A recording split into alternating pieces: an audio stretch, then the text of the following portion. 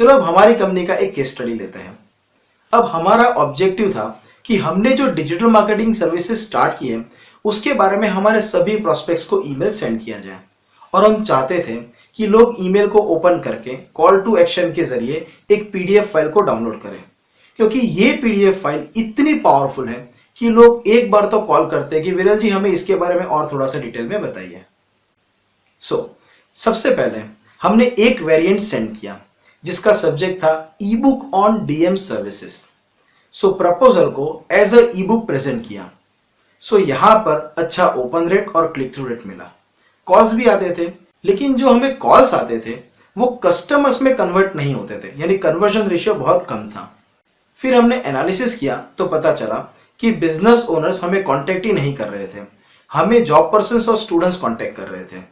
हमने सोचा कि बिजनेस ओनर्स हमारे ईमेल्स ओपन करें और कॉल टू एक्शन को क्लिक करके पीडीएफ फाइल डाउनलोड करें। उसके लिए हमें ऐसी सब्जेक्ट लाइन चाहिए जो सिर्फ बिजनेस ओनर्स के लिए एप्लीकेबल हो और उसके साथ साथ ईमेल कंटेंट्स भी उनको क्लिक करने के लिए मोटिवेट करें।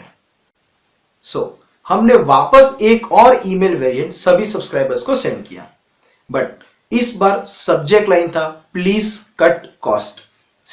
कॉस्ट कटिंग वर्ड ज्यादातर बिजनेस ओनर्स के लिए एप्लीकेबल होता है और इससे हमारा ओपन रेट भी इंक्रीज हुआ। उसके बाद हमने ईमेल कंटेंट्स भी चेंज किए कि भाई इकोनॉमी में डाउनटर्न है, सभी जगह पर कॉस्ट कटिंग करनी पड़ती है, बट फिर भी आप मार्केटिंग के बजट को रिड्यूस नहीं कर सकते हो क्योंकि वो डायरेक्टली आपके सेल्स को अफेक्ट करेगा।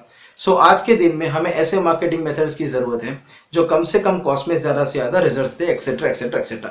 ये सारे जो ईमेल कंटेंट्स थे जो सिर्फ बिजनेस ओनर्स के लिए एप्लीकेबल थे। उसके बाद जो पहले कॉल टू एक्शन था डाउनलोड ई बुक, उसको रिप्लेस करके download price sheet and quotation कर दिया। Again quotation word is related to entrepreneurs and business owners. और फाइनली हमने ईमेल कैंपेन को सुबह 10 बजे सेंड किया जब ऑफिस स्टार्ट होती है और business owners generally emails check करते हैं।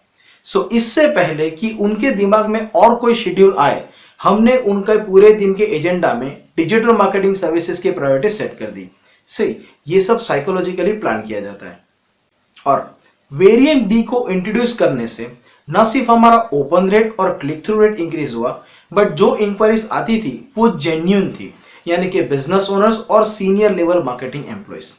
इससे हमारा टाइम, एफर्ट्स और रिसोर्सेज सही टाइप ऑफ प्रोस्पेक्ट्स पर स्पेंड हुआ और हमें काफी अच्छा बिजनेस मिला।